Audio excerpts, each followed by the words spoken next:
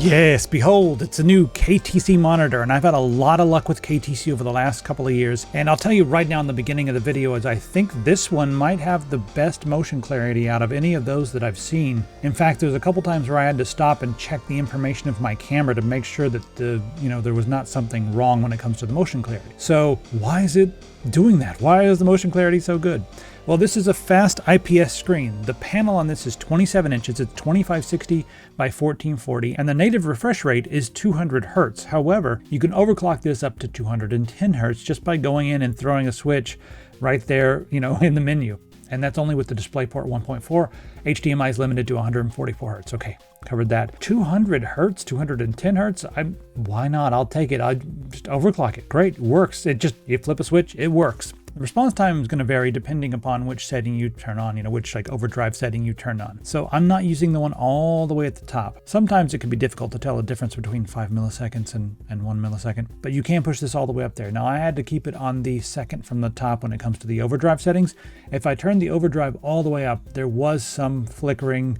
It's like the pixels were trying to rebel. They were like, we're going so fast, we can't do it anymore. They all turn into whatever that is. So I keep it one from the top, and all my tests are done that way. So not all the way at the top, but almost to the top when it comes to the overdrive. Let's finish going through all these specs, and then we're going to play some games and just check out how it runs. So we have AMD Adaptive Sync, which is FreeSync all the way through. It's also NVIDIA G-Sync compatible, and that's FreeSync Premium, so that covers your entire frequency response range right there. Okay, let's talk about HDR, shall we? This has HDR 400, which is the first spec when it comes to HDR, and I used to not really care all that much about it. However, I now have Doom the Dark Ages, and that lets me go in and calibrate the HDR to my heart's content. With HDR 400, I'm realizing it's not exactly all the fault of HDR 400 when I look at something and it looks washed out or not dark enough or just whatever. It just needs to be calibrated. Now, Windows kind of looks washed out when I turn on HDR, and that's whatever. Some games can look a little washed out with HDR with the HDR 400, but when you go in and calibrate the contrast, you can calibrate the black levels and all that kind of stuff. In my opinion, I think it does look better than just the SDR now, and that's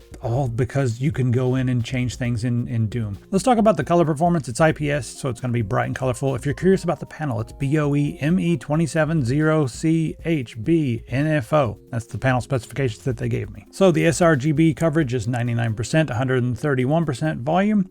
DCI-P3 covers 97% of that gamut, and Adobe RGB is 96% coverage. On the back, we've got some stuff to plug in. We've got two HDMI 2.0 ports. Those will max out at 144 Hertz at 1440p. Then two of the DisplayPort 1.2, and those are the ones you can, either run at 200 Hertz, which is the native, or push them up to 210. Then we have USB 2.0, and that's just for the firmware. Nothing else. In my opinion, that's all I need on a monitor.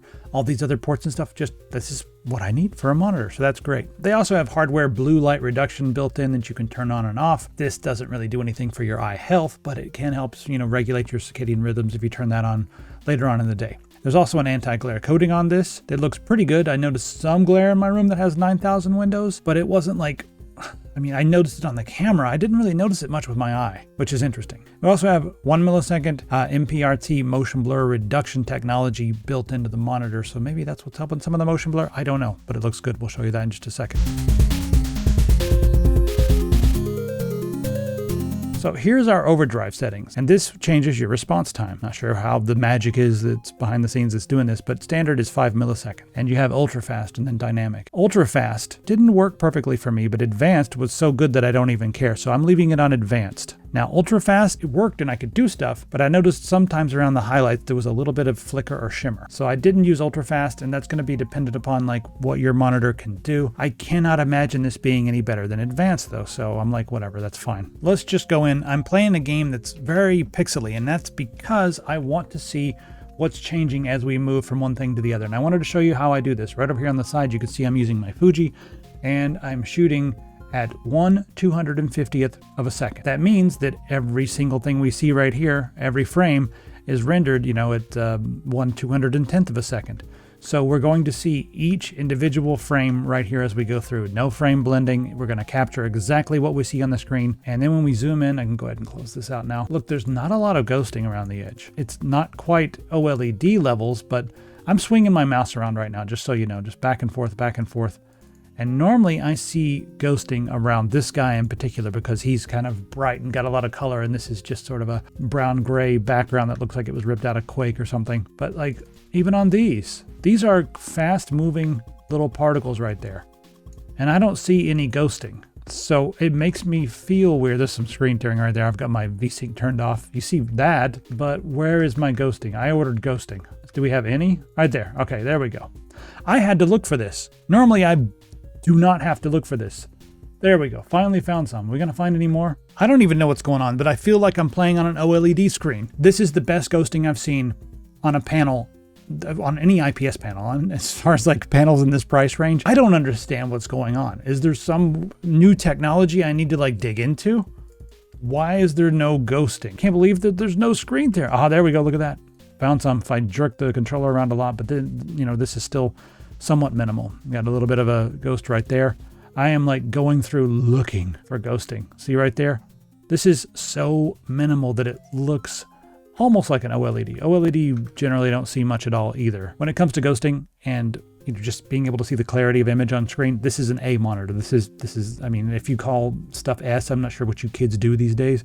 It's an S tier when it comes to just motion clarity. This is the best IPS that I've seen because it's sharp. You can see them. It's not a blur. You're not getting confused because there's stuff moving all over the screen. You see exactly where they are, and that's a pretty big deal. We also have 1 millisecond MPRT technology that we can turn on. Now, this is motion blur reducing technology. What it does is it inserts black frame, so it's essentially like black frame insertion that you may have seen on OLEDs. This can like trick your brain into thinking that the stuff is more fluid than it really is. When you have the higher refresh rates, it can really work. Now, I don't see the flicker with my eyes, but my camera is seeing the flicker from that strobe of the black light. What I did see was that it dimmed the picture a little bit. Not a huge deal if I'm playing in a dark room and I want to play like an emulator and I want more fluidity, so you can toggle that on and see how it looks. All right, so let's take a look at the base here. It's minimal. That's it, just really minimal. You got tilt. Do you want anything else? Nope, this is minimal. 5% to 15% tilt. If you want something fancy, put it on a monitor arm, but this is made for people who have minimal setups, just want to put it back on their desk and have a nice clean layout. We do have a VESA mount. It's 100 by 100 millimeters. And it's got plenty of options when it comes to routing your cables around and just tucking them away and all that. As far as controlling all this, we've got a little joystick on the back, and the back does have a sleek design. No crazy LEDs or anything like that. It's on the back. You're playing the game on the front, so whatever. Want some LEDs, hang some Christmas lights behind there like I do. And, you know, it's just got a sleek, very slightly gamer aesthetic, but you know, kind of like more on the professional and clean side, which I like. As far as the size go, I feel like 27-inch 1440p should be like the default. It's like if you want to do gaming and you're getting serious, 27-inch 1440p, it's perfect. That's the one. You know, I've used a gazillion monitors. The monitor on my desk is that resolution. The monitors that I used for a long time, I'm using an ultra wide now, but that's it. 1440p, not 4K. Nope, 1440p, easier to drive, looks amazing. So I do like the resolution and the size. All right, so for the people who don't know who KTC is, maybe you're a Westerner like me and you just needed to figure out who they were. All right, so KTC, they've got 6,000 employees, 1,000 of those work specifically in R&D. And I'll just look at some of the information that they gave me. Their parent company, Shenzhen Kongguan Technology, and they were founded in 1995, well, before Shenzhen was even a big thing. Now it's crazy. They are listed on the Shenzhen Stock Exchange if you want to check them out. But the bottom line here is that they ship a lot of monitors, especially in China, and they got 6,000 employees, like I said, and a lot of them doing R&D. If you have an NEC, a Samsung, or a ViewSonic right now in your house, and you purchased it, you know, sometime between 1995 and now, there's a chance that that's actually manufactured by KTC. They work closely with, you know, a lot of big brands like that. They've been around for a long time. They told me that their goal was to make stuff that's similar to a lot of the major brands that we all know in the West, but at a better price point with better features, and that's kind of what I've seen with a lot of their stuff in the past. You know, when it comes to like my use case scenario, the only thing I think I would, do differently was I'd throw it on a monitor arm, and then I could just put it wherever I want it instead of being limited to just a certain spot, you know. I did have a monitor that had a stand like this in the past, and I wanted it to be a little higher because I'm tall. So I put some books underneath it. So that's another thing you could do if you want to just keep the stand and you want it up a little bit. Just go to like a Goodwill or whatever your local thrift store is and get some books you don't care about or some goofy books. That's what I did. I found some funny books and I stacked them up. So if you want it to be higher, that's one way to get a budget stand riser. Another thing I like about this stand is the footprint is flat. And you know, I've used a lot of stands, and I gotta say, I prefer these flat stands because you can put stuff on top of them. They don't get in the way of all your stuff. If you have a minimal setup, they look a lot cleaner than the feet. So I always prefer these, just flat stands. And then I put like my Stream Deck or a book or whatever else on it. You can charge stuff on it, charge your controller on it. It's just, it becomes another surface on top of your surface. So nice flat surface there on the stand. Let's check out what comes in the box. You get a screwdriver to help you put this together. We just got a couple screws, but they did throw in some extra screws, so thanks for that. We have our plug, and we also have an AC adapter. We also get a DisplayPort cable. As far as fancy stuff going on in the menu, well, you have access to all your different color temperatures and stuff. Note that those things will be grayed out whenever you're using HDR. You'll need to use your program, your software, or whatever to go in and change all of your color settings. So also we have some game assist stuff there. You can put a timer, a crosshair, or an FPS counter on your screen. The crosshair is really small, and the thing that's interesting about the crosshair is it goes onto your screen. It's like superimposed.